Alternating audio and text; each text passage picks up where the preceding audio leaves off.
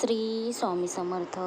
नमस्कार मंडळी 25 मे रोजी या 3 राशींच्या आयुष्यात चमत्कार आणि त्यांचे नशीब फळफळणार. तर मंडळी, चला पाहूया त्या कोणत्या राशी आहेत. 3 राशींचे नशीब 25 मे रोजी चांगलेच फळफळणार आहे. या राशींच्या लोकांच्या आयुष्यात खूप चांगल्या गोष्टी घडणार आहेत.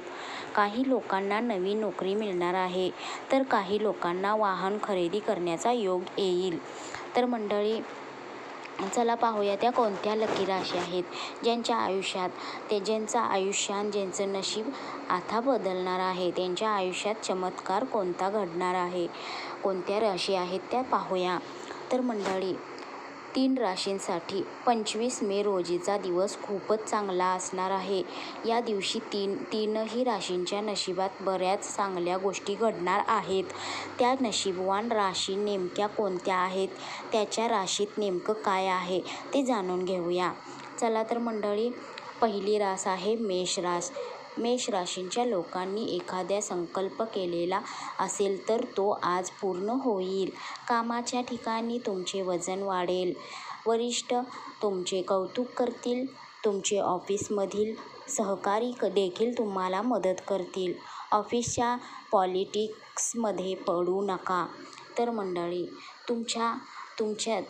तुमच्यापेक्षा जे तुमचे साहेब वगैरे आहेत, त्यांच्याकडून तुम्हाला चांगलं मार्गदर्शन आणि त्यांच्याकडून तुम्हाला कौतुक ऐकायला मिळेल. तुमचे कौतुक होईल. तर मंडळी, दुसरी रास आहे वृषभ रास. वृषभ राशींच्या लोकांना प्रमोशन मिळू शकते. घरी एखादे नवे वाहन खरेदी करण्याचा योग येऊ शकतो. तुम्हाला एखादी प्रभावशाली व्यक्ती भेटू शकते. तसेच दानधर्म करण्याचा योग चालून येईल. मित्रासोबत तुम्हाला फिरायलाही जाण्याचा योग येऊ शकतो.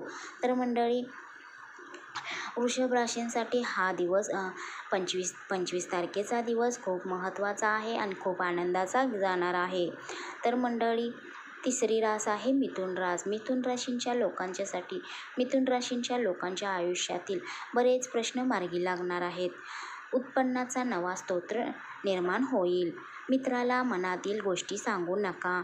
जोडीदाराला वेळ द्या. जोडीदाराला सोबत फिरायला घेऊन जावा.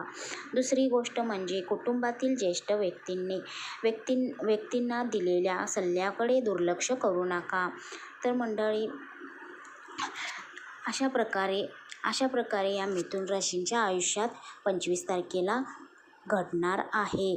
तर मंडळी, आपली माहिती कशी वाटली नक्की कमेंट्स करून सांगा. कमेंट्स बॉक्समध्ये श्री स्वामी समर्थ लिहायला विसरू नका.